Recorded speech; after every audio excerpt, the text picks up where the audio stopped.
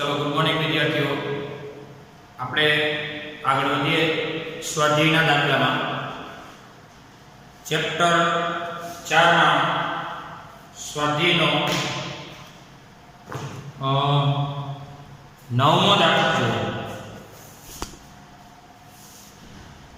Chapter 4 માં સ્વાધ્યાયનો 9મો દાખલો।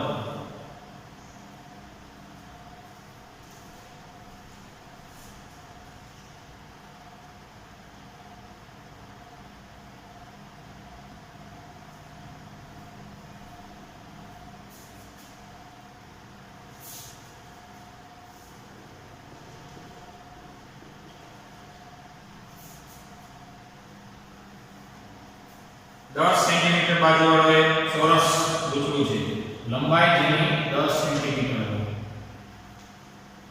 एमा एरिया थशे L गुणिया L 10 सेंटीमीटर गुणिया 10 सेंटीमीटर એટલે કે 100 સેન્ટીમીટર સ્ક્વેર એટલે કે 100। હવે સેન્ટીમીટર હોય તો 10 ની -2 મીટર કહેવાય। વર્ગ હોય તો આનો વર્ગ થાય તો 2 દુ 4 મીટર સ્ક્વેર એટલો એરિયા। લંબાઈના આધારે મેં એરિયા મેળવી લીધો। 10 સેન્ટીમીટર બાજુવાળું ગુચડું છે એનો ફાઇનલી એરિયા 10 ની 2 ગુણ્યા 10 ની -4 એટલે કે 10 ની 2 માંથી 4 જાય તો -2 મીટર સ્ક્વેરનો એરિયા। આટાની સંખ્યા 20 છે, સંખ્યાને એમ કહેવાય નંબર। 12 એમ્પિયરનો પ્રવાહ પસાર થાય, I બરાબર 12 એમ્પિયર। આ ગુચડું શિરોલંબ લટકાયેલું છે। ગુચડાના સમતલનો લંબ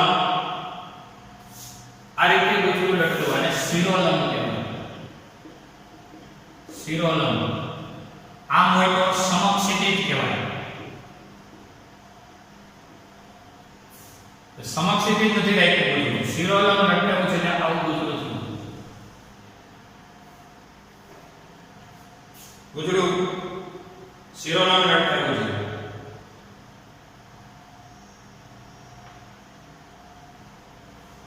હવે હું એક શબ્દ બોલી દઉં છું કે ગુચડું છે એ સોલેનોઇડ છે। એટલે આકૃતિ ભલે સોલેનોઇડ જેવી રહી પણ આપણે ગુચડું શબ્દ આવે ને ગુચડું તો μ0I/2r અને સોલેનોઇડ આવે ને તો ચુંબકીય ક્ષેત્ર B બરાબર μ0N બે વાતને વેરીફાઈ કરી શકો। હવે તમારે એમ કીધું છે કે ગુચડાના સમતલનો લંબ ચુંબકીય ક્ષેત્ર સાથે 30 નો ખૂણો બનાવે છે। ચુંબકીય ક્ષેત્ર છે B બરાબર 0.80 ટેસ્લા, થીટા બનાવે 30 ડિગ્રી। ગુચડા પર ટોર્કનું મૂલ્ય ગણો। તમારે કહેવું છે તો ગુચડાની લંબચોરસ ગુચડાની લંબાઈ કેટલી છે એના પરથી એરિયા કેટલો। ટૂંકમાં આવું ગુચડું થાય એનો અર્થ છે પછીનો આટો આવો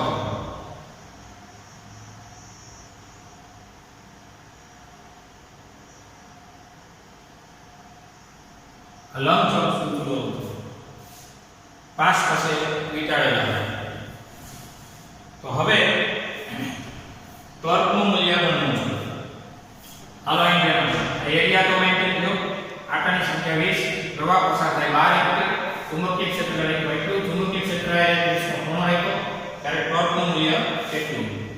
અહીંયા ક્લિયર ગઈ કે ચુંબકીય ક્ષેત્રમાં હમણાં જ દર્શક બન્યા હતા, ચુંબકીય ક્ષેત્રમાં રાખેલા પ્રવાહધારિત ગુચડા પર લાગતું ટોર્ક ટો બરાબર M ક્રોસ B।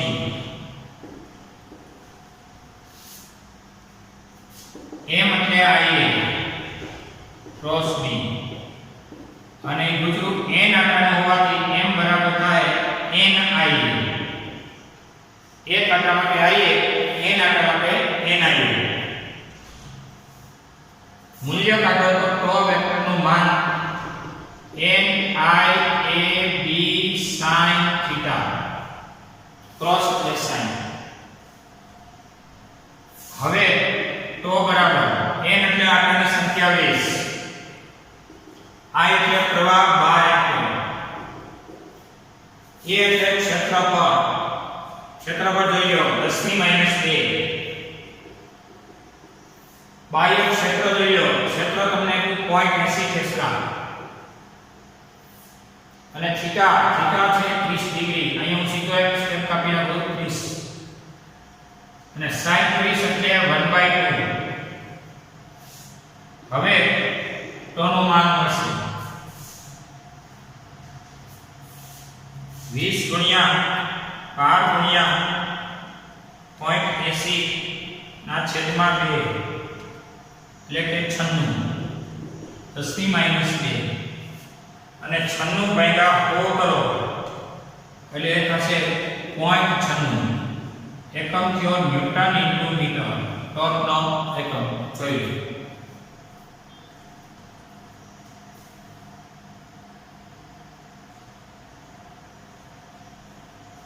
ચલો ઉદાહરણ નંબર 12.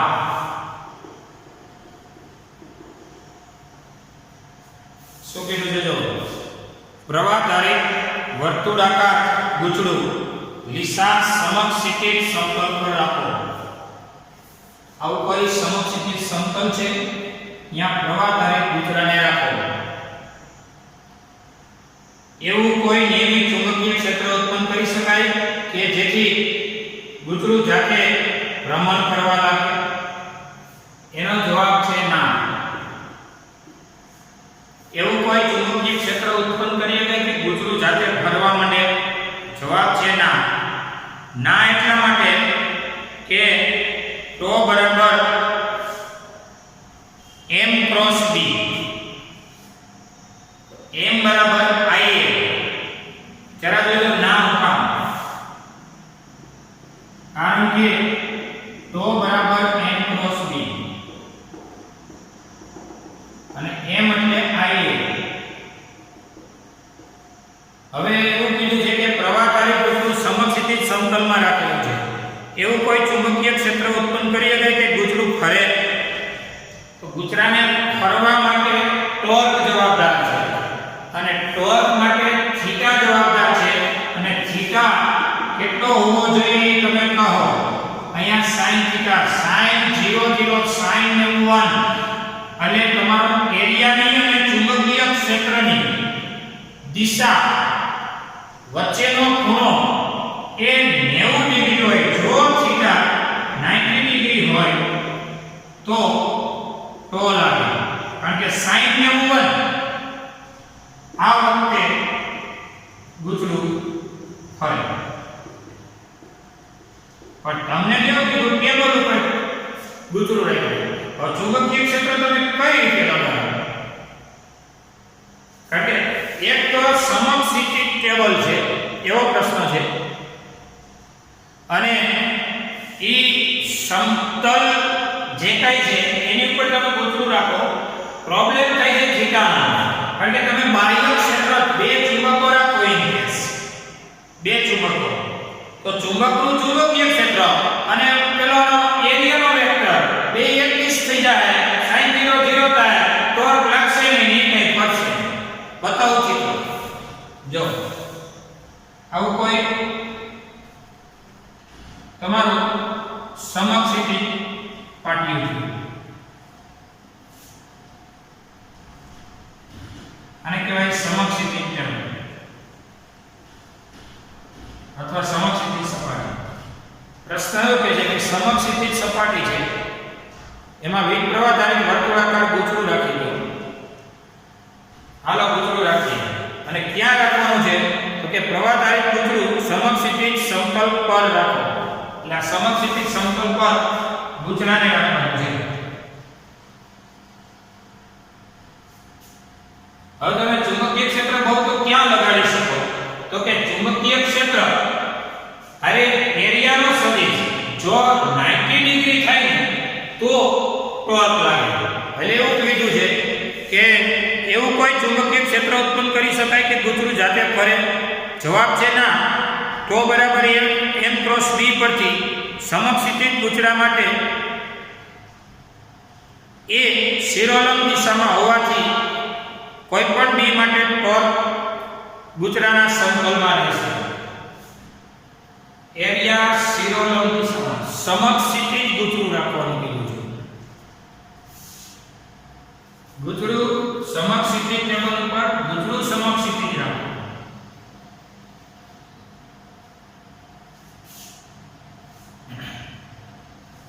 એક મિનિટ. પ્રવાહચારિત વર્તુળાકાર ગૂંચળું લીસા સમક્ષિતિજ સમતલ પર મૂકો. આ છે સપાટી, એની ઉપર ગૂંચળું મૂક્યું અને ગૂંચળું મૂક્યું કહેવાય. હવે નિયમિત ચુંબકીય ક્ષેત્ર આપો તો અહીંયા એવું લખ્યું છે કે કોઈ પણ બી માટે તો ગૂંચળાના સમતલમાં રહેશે. અહીં કોઈ પણ બી વેક્ટર માટે શું કીધું?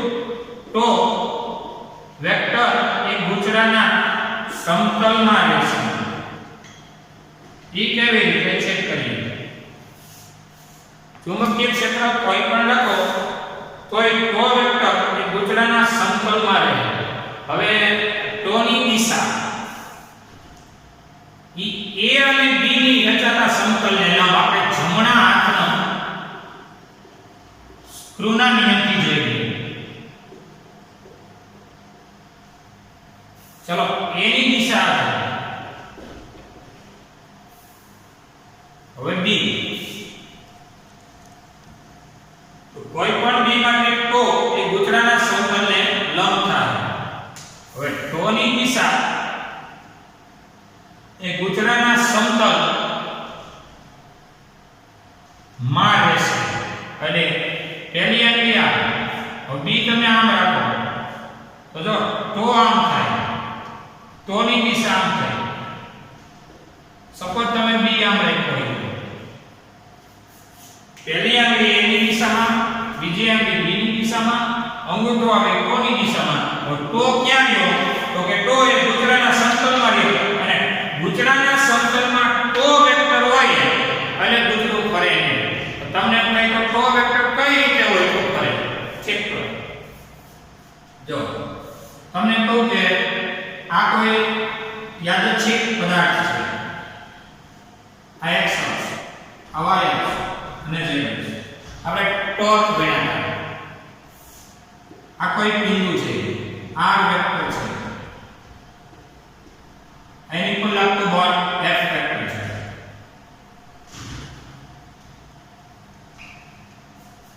આ f વેક્ટર છે.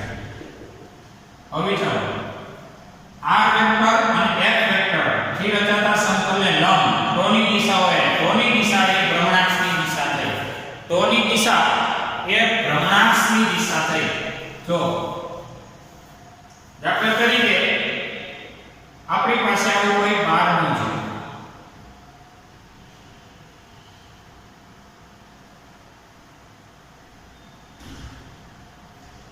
બારણું આવું કોઈ બારણું છે. હવે અહીં જોઈએ આ થઈ આપણે એની પર ફોર્સ લગાડી છે. ઈ થયો યાર તો બરાબર શું બોલો છો? r છે. ચેક કરો. r ની દિશા f એટલે બળની દિશા અંદર. ટોની દિશા ક્યાં ગયો? ભ્રમણાક્ષને સમાંતર. આ થઈ ટોની દિશા. હવે અહીંયા જોઈએ. અહીંયા ટોની દિશા ક્યાં ગઈ? અંદર. અંદર જાવ એનો મતલબ આ રીતે કેમ ફરવું? ગૂંચળું આમ તો ફરી ન શકે, કારણ કે ફરવા જાય તો અહીંયા અડી જાય. ગૂંચળાને ફરવા માટે ખરેખર તમે કહો ટોની દિશા કઈ મળવી જોઈએ? ઉપર. તો ગૂંચળું આમ ફરે. તો ગૂંચળું આમ ફરે. જો ટો ઉપર હોય તો એટલે ટોની દિશા ઈ ભ્રમણની દિશા છે. અહીં જો ટોની દિશા ઉપર r અને f ની રચાતા સમતલને લંબ ટોની દિશા અને ઈ ભ્રમણની દિશા. ટોની દિશા ઈ દિશા ભ્રમણની દિશા થઈ જવાનું. તો અહીંયા ટોની દિશા તો અંદર જાય છે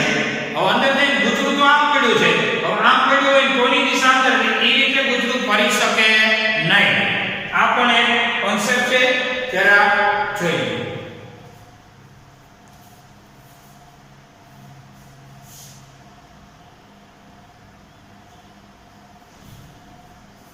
ચાલો જો એમાંનો બી પ્રવાહધારિત વર્તુળાકાર ગૂંચળું બાહ્ય નિયમિત ચુંબકીય ક્ષેત્રમાં રાખો. ગૂંચળું મુક્ત રીતે ભ્રમણ કરી શકે એમ રાખો. સ્થિર સંતુલનમાં કઈ દિશામાં ગોઠવાયેલું રહે દર્શાવો કે આ ગોઠવણમાં કુલ ક્ષેત્ર તેમાં બાહ્ય ક્ષેત્ર અને ગૂંચળા વડે ઉદ્ભવેલું ક્ષેત્રનું ફ્લક્સ એ મહત્તમ હોય. મુક્ત રીતે ભ્રમણ કરી શકે તેવું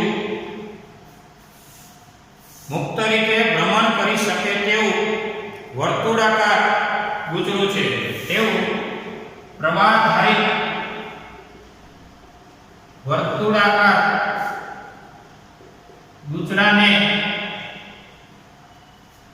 ગૂંચળાને બાહ્ય ચુંબકીય ક્ષેત્રમાં મૂકવાથી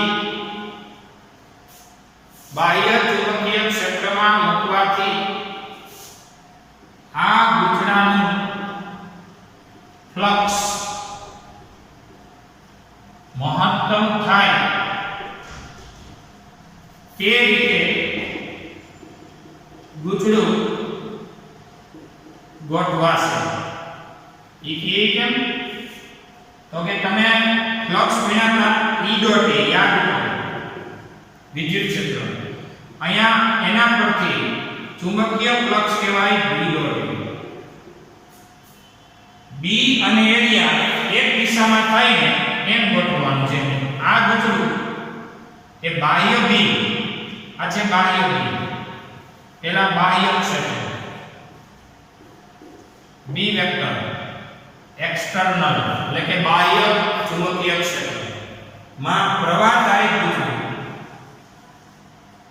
એવી રીતે મૂક્યું કે જેથી આ ગૂંચળાના એરિયાનો સદિશ એ ચુંબકીય ક્ષેત્ર એ 0 નો ખૂણો બનાવે તો જ B એ cos 0 થાય છે. તો cos 0 1 થાય તો જ ફ્લક્સ મેક્સ થાય. મેક્સિમમ ફ્લક્સ મળે ને એમ ગોઠવાય. હવે આ વખતે શું થશે જો કે બાહ્ય ક્ષેત્ર અને ગૂંચળાનું પોતાનું ક્ષેત્ર એક દિશ થઈ જશે એ રીતે ગોઠવાશે. અને આ વખતે બાહ્ય ક્ષેત્ર તથા ગૂંચળાનું ક્ષેત્ર એક દિશામાં ગોઠવાશે. એટલે આ સંતુલન એનું સ્થાયી સંતુલન છે. બાહ્ય ક્ષેત્ર અને પોતાનું ક્ષેત્ર એક દિશામાં જોઈએ.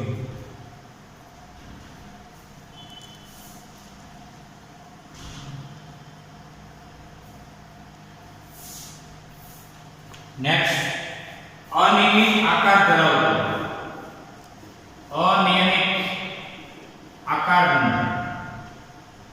પ્રવાહધારિત ગૂંચળું બાહ્ય ક્ષેત્રમાં મૂકો. જો તાર નરમ હોય ઢીલો કે લચીલો હોય શા માટે વર્તુળાકાર ધારાત્મક છે? અનિયમિત આકારનું પ્રવાહધારિત ગૂંચળાને ક્યાં મૂકવાનું છે તો કે નિયમિત ચુંબકીય ક્ષેત્રમાં મૂકવાનું છે. ને નિયમિત ચુંબકીય ક્ષેત્રમાં મૂકવાથી જો તાર ઢીલો કે લચીલો એટલે કે નરમ તો શા માટે વર્તુળાકાર બને છે? એનો આન્સર લખી શકાય કારણ એક જ છે. કારણ કે વર્તુળ આકાર બધા ક્ષેત્રફળોમાં મેક્સિમમ ક્ષેત્રફળ કવર કરે. વર્તુળાકાર ક્ષેત્રફળ મહત્તમ મૂલ્યનું હોવાથી phi બરાબર b ડોટ a પરથી ફ્લક્સ મેક્સ મળે. મહત્તમ ફ્લક્સ માટે મહત્તમ ચુંબકીય ક્ષેત્ર નથી. ચુંબકીય ક્ષેત્ર તો અચળ છે, નિયમિત ચુંબકીય ક્ષેત્ર. અને નિયમિત ચુંબકીય ક્ષેત્ર એ કેવું છે? અચળ છે. ચુંબકીય ક્ષેત્ર બદલે એમ નથી. તો એરિયા મેક્સિમમ મેળવો એટલે મેક્સિમમ એરિયા નો આકાર થાય વર્તુળાકાર. વર્તુળાકાર માટે એરિયા મેક્સિમમ થાય b ડોટ a પરથી ફ્લક્સ મેક્સ મળે. મહત્તમ મૂલ્યનું ઉત્પાદન થાય એ માટે અનિયમિત એવું ગુજરું હોય તો એ ચુંબકીય ક્ષેત્રમાં મૂકવાથી એ વર્તુળાકાર ધારણ કરી અને ફ્લક્સ મેક્સ કરવાનો ટ્રાય કરે. આ તમારો જવાબ છે. જોઈ લો.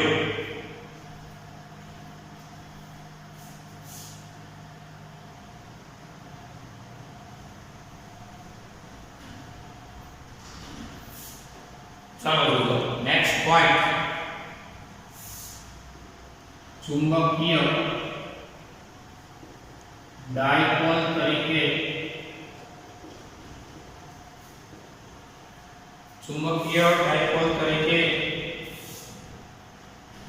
પ્રવાહધારી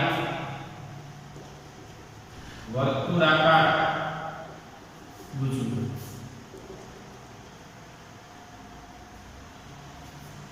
તો આવું તમે લાસ્ટમાં ભણી ગયા.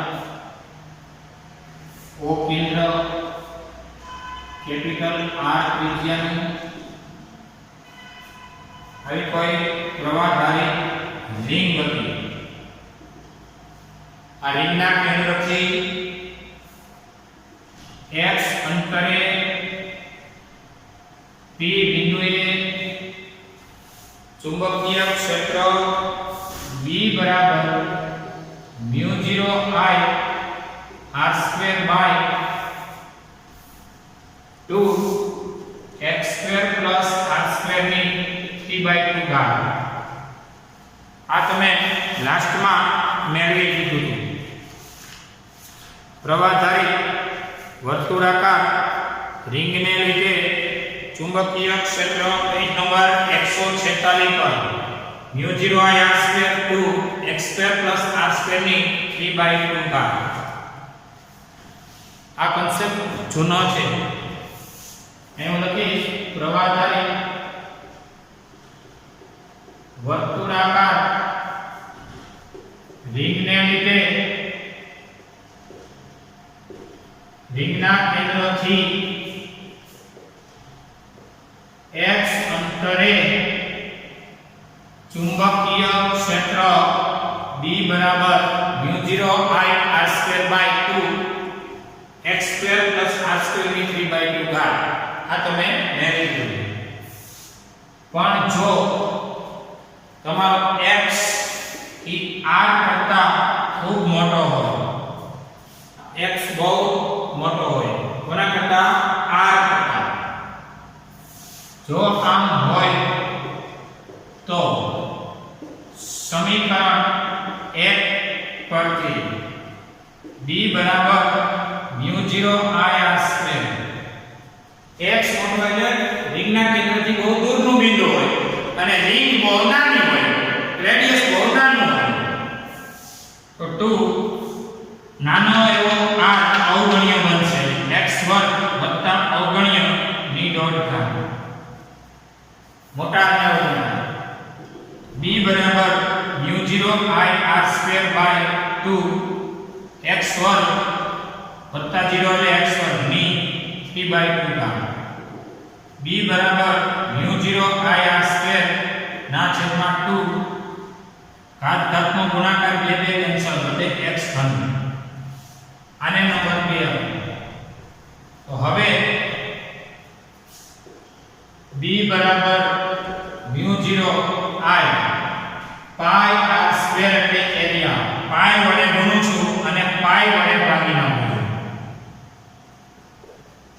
કારણ લખું અંશ તથા છેદને પાઈ વડે ગુણતા. અંશ અને છેદને પાઈ વડે ગુણાય. પાઈ વડે ગુણવા અહીં પાઈ વડે. તેથી b બરાબર μ0 I પાઈ r સ્ક્વેર ને કહેવાય એરિયા, રિંગનો એરિયા કહેવાય વર્તુળ પાઈ r સ્ક્વેર ના છેદમાં 2 પાઈ x ઘન, μ0 I એ ના છેદમાં 2 પાઈ x ઘન. હવે એક અગત્યના મુદ્દા ઉપર જઈએ. આ આપણી રિંગ છે. રિંગનું બીજું નામ કહેવાય પ્રવાહધારિત રિંગ અથવા ચુંબકીય ડાયપોલ. મેં તમને આના પહેલાય કીધું હતું કે પ્રવાહધારિત ગાળો હોય ને એ ડાયપોલ તરીકે વર્તે, કારણ કે એક બાજુ ક્લોકવાઇઝ પ્રવાહ જતો હોય તો એની ઓપોઝિટમાં એન્ટી ક્લોકવાઇઝ જતો હોય, અને ક્લોકવાઇઝ જાય સમઘડી જેને કહેવાય સાઉથ, અને એન્ટી ક્લોકવાઇઝ જાય એને વિષમઘડી એને કહેવાય નોર્થ, અને સાઉથ અને નોર્થ બે પોલ બનતા હોય એને કહેવાય ડાયપોલ. પ્રવાહધારિત રિંગ માં પ્રવાહ સમઘડીમાં વહે એનો મતલબ તમારી દિશાથી સમઘડી, પાછળની દિશામાં વિષમઘડી થાય. ચેક કરો. ચલો હું જોઈ આ રીતે કહી દઉં. આમ સમઘડી વિચારો ને, એટલે એ સમઘડી પાછળની દિશા માટે વિષમ થાય, આ બાજુથી સમઘડી, એટલે સમઘડી એ આ દિશાની પાછળની બેક સાઈડમાં વિષમઘડી, અને આવો પ્રવાહધારિત વર્તુળાકાર ગાળો જેને કહેવાય ચુંબકીય ડાયપોલ. તો આ ચુંબકીય ડાયપોલ તરીકે પ્રવાહધારિત વર્તુળાકાર ગૂંચળું, જેમાં આપણે પ્રવાહધારિત વર્તુળાકાર ગૂંચળાના કેન્દ્રથી x અંતરે p બિંદુએ ચુંબકીય ક્ષેત્રનું સૂત્ર મેળવ્યું હતું. એમાં x બહુ દૂરનો હોય તો કેપિટલ R ને અવગણ્ય કરી શકાય, એટલે કે રેડિયસ અવગણ્ય. સરવાળા કે બાદબાકીમાં અવગણ્ય કરાય, ગુણાકાર કે ભાગાકારમાં અવગણાય નહીં. R ને અવગણતા વૈધો આ ઘાતઘાતનો ગુણાકાર બે બે કેન્સલ વૈધો આ, અને પાઈ વડે ગુણન પાઈ વડે ભાગી નાખવું. પાઈ r સ્ક્વેર ને કહેવાય એરિયા અને છેદમાં. તો હવે શું કરશું તો કે b બરાબર μ0 I a ના છેદમાં 2 પાઈ x ઘનમાં બે વડે ગુણી નાખવા. I એને કહેવાય m બરાબર I a, અહીં કારણ લખું m બરાબર I a મેગ્નેટિક મોમેન્ટ. હવે શું કરું છું ચેક કરો. આ m દેખાય એ I a છે. હવે બે વડે ગુણું છું એટલે μ0 m આ 2 વડે ગુણું અને 2 વડે ભાગી નાખું તો 2 દુ 4 પાઈ x ઘન. અહીંયા બે વડે ન ગુણો હોય તો અહીંયા ગુણો. અહીંયા કારણ લખી દો અંશ તથા છેદને બે વડે ગુણતા. બે વડે ગુણ્યા 2m અને બે વડે ભાગો એટલે બે તો હતા, બીજા બે દે 4. આ નંબર મળ્યો 3, અને સમીકરણ 3 ને કહેવાય પ્રવાહધારિત વર્તુળાકાર લૂપ અથવા તો ચુંબકીય ડાયપોલ ને લીધે અક્ષ પરનું ચુંબકીય ક્ષેત્ર. સમીકરણ 3 એ પ્રવાહધારિત વર્તુળાકાર રિંગ અથવા તો કહેવાય ચુંબકીય ડાયપોલ ની અક્ષ પરનું ચુંબકીય ક્ષેત્ર. હવે આ ક્ષેત્ર ઈ અક્ષ પરનું થયું તો તમે જાણો છો કે μ0/4 પાઈ ઈ અચળાંક છે કે જે અચળાંક 1/4πε0 ને સમતુલ્ય છે. પછી 2 m ની જગ્યાએ ન્યા આવશે ડાયપોલ મોમેન્ટ વિદ્યુતમાં, અને x ઈ અંતર બતાવે છે. તો પછી અહીંયા તમારા કેસમાં આ સૂત્ર થશે આવું. સમીકરણ 3 પરથી કન્ટિન્યુ આવો. μ0/4 પાઈ ને સમતુલ્ય થશે 1/4πε0 વિદ્યુત રાશિ.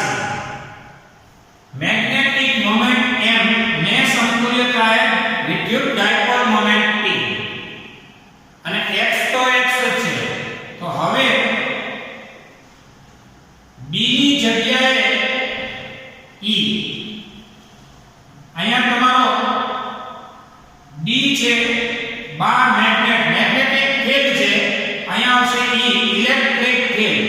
તો હવે સમીકરણ 3 પરથી આ બધા જાણીતા ભૌતિક રાશિના મૂલ્યો ને મૂકીએ તો દાખલો થઈ જાય. ખાલી ભૌતિક રાશિ મૂકીએ સમીકરણ 3 પરથી b ની જગ્યાએ જોતા જાઓ. μ0 by 4 pi ની જગ્યાએ 1/4 pi epsilon 0. આ છે ને એ વિદ્યુત અચળાંક થઈ ગયો બાયો સાવર, અને આ કુલમ્બ અચળાંક થઈ ગયો. પછી 2 m ની જગ્યાએ p by x ઘન. તેથી E બરાબર 1/4 pi epsilon 0 એટલે k અંશમાં 2p ને by x ઘન, એટલે કે 2kp by x ઘન. આ સૂત્ર તો તમે ભણ્યા છો, 2kp by x ઘન અને kp by x ઘન. ત્યાં આપણું વિદ્યુત ક્ષેત્ર અને વિદ્યુત ડાયપોલ હમણાં આપણે ચર્ચા અહીંયા જ કરી દઈએ. ચલો આપણે આવું કહેતા કે વિદ્યુત ડાયપોલ ની અક્ષ પર વિદ્યુત ક્ષેત્ર E બરાબર 2kp by અંતરનો ઘન. એ જ લેવલને આગળ વધારીએ તો અહીંયા કહેવાય ચુંબકીય ડાયપોલ ની અક્ષ પર ચુંબકીય ક્ષેત્ર B બરાબર 2. યા k હતો ને એને સમતુલ્ય અહીંયા આવી ગયો μ0 by 4 pi. p હતો ને p એની જગ્યાએ મેગ્નેટિક મોમેન્ટ અને બાય અથવા x જોઈ લો. આ થઈ ગયું તમારું આ સૂત્ર થઈ ગયું 2m μ0 by 4 pi x ઘન. આ થઈ ગયું 2m μ0 by 4 pi x ઘન. હજી એક મુદ્દો, આ પહેલો મુદ્દો છે. હવે બીજો મુદ્દો, એના બે પ્રકાર પાડો. આ બહુ કામનું છે. આ ખૂબ જ અગત્યનું છે. એ નોંધવા જેવી વાત છે. વિદ્યુત ડાયપોલની અક્ષ પર ને બદલે હવે એની વિષુવ લાઈન પર તો વિદ્યુત ડાયપોલ ની વિષુવ રેખા પર વિદ્યુત ક્ષેત્ર E બરાબર kp by અંતર્ગત. ત્યાં 2 નો આવે, અક્ષ પર હોય ત્યાં 2kp by અંતર્ગત અને વિષુવ લાઈનમાં kp by અંતર્ગત. તો વિદ્યુતની જગ્યાએ આવે ગયો ચુંબક. તો ચુંબકીય ડાયપોલ ની વિષુવ રેખા પર ચુંબકીય ક્ષેત્ર B બરાબર k ની જગ્યાએ μ0 by 4 pi, p ની જગ્યાએ m અને by x ઘન. એટલે 1 2 3 અને 4 ચારે ચાર સૂત્રો ખૂબ જ અગત્યના છે, એ નોંધવા જેવા છે.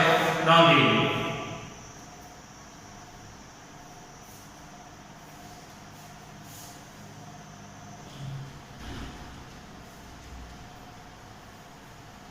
ચલો જરા થોડી સામ્યતાઓ જોઈ લઈએ.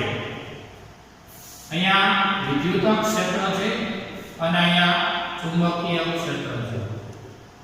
વિદ્યુત ક્ષેત્રની સંજ્ઞા E વેક્ટર છે, અહીંયા ચુંબકીય ક્ષેત્ર B વેક્ટર છે. ઇલેક્ટ્રિક ફીલ્ડ, આ મેગ્નેટિક ફીલ્ડ. આનું ડાયપોલ મોમેન્ટ P વેક્ટર, આનું magnetic moment M vector. Electric dipole moment કહેવાય, આ મેગ્નેટિક ડાયપોલ મોમેન્ટ. P નું સૂત્ર હતું 2a * q. ત્યારે આનું સૂત્ર છે m બરાબર ia. સામ્યતા છે એટલે અહીંયા 2a અંતર બતાવે છે, અહીંયા એરિયા ઈ ક્ષેત્રફળ બતાવે છે. અહીંયા વીજભાર છે, અહીંયા વીજ પ્રવાહ છે. એ સિવાય અહીંયા એપ્સિલોન 0 આવે ને તો અહીંયા કે 1/μ0. એપ્સિલોન 0 ની સાથે 1/μ0 સામ્યતા ધરાવે છે. હવે ઈ જરા સમજી લેજો. એપ્સિલોન 0 અહીંયા 1/μ0 અથવા તો μ0 એની સાથે 1/ε0. હું અહીંયા છે 4π વડે ગુણી નાખું અને આને 4π વડે સામ્યતા કહું છું. સામ્યતા એટલે ઇક્વલ ન મૂકી દેતા. અહીં 4π વડે ગુણી નાખું તો એની સામે 4π વડે ભાગવું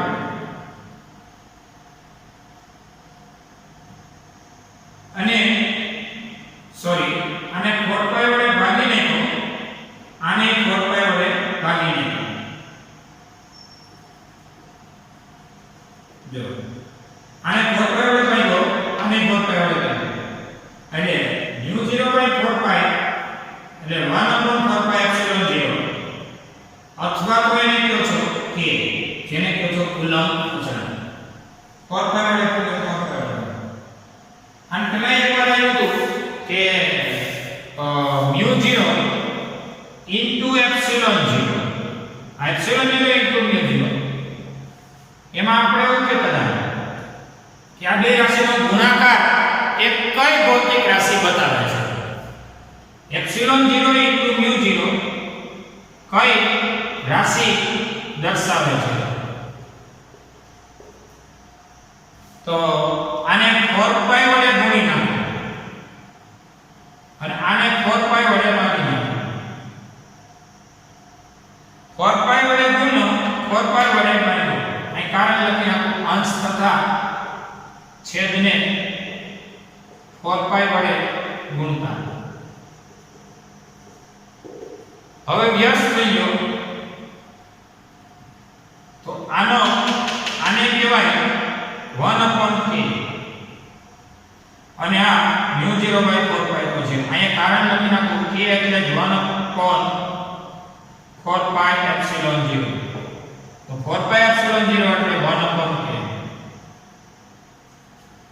હવે μ0 એટલે 4π 10⁻⁻⁷ k એટલે 9/10⁹ into 4π. આ બે ઉડી ગયા. તો પછી ε0 into μ0 is equal to આ લેવલ આવી 1/9/10⁹ વત્તા 7 માઈનસ 7 નીચે આવે તો 7. તો પછી ε0 μ0 1/3/10⁹ 9 ને 7 16 એટલે 8 દુ 16 ભાગ ઘાતનો ગુણાકાર.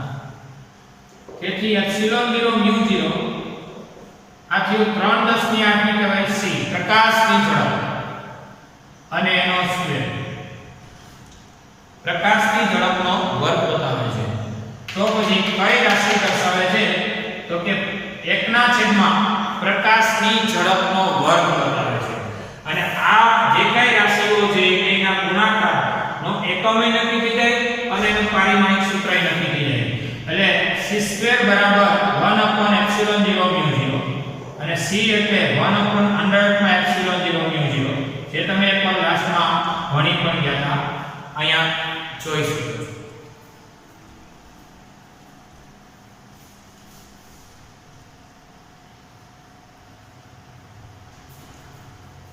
ડેરિવેટિવ સ્વાધ્યાયનો 9મો દાખલો અને ચુંબકીય ડાયપોલ તરીકે પ્રવાહધારી વર્તુળાકાર ગૂંચવું. ચુંબકીય ડાયપોલ તરીકે પ્રવાહધારી વર્તુળાકાર ગુજરું સમજાવ્યું વિદ્યુત રાશિ સાથે ચુંબકીય રાશિ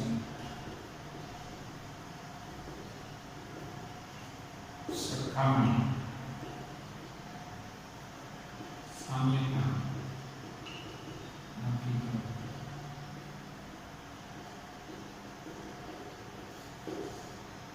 ચલો આ લેક્ચર પૂરો થયો.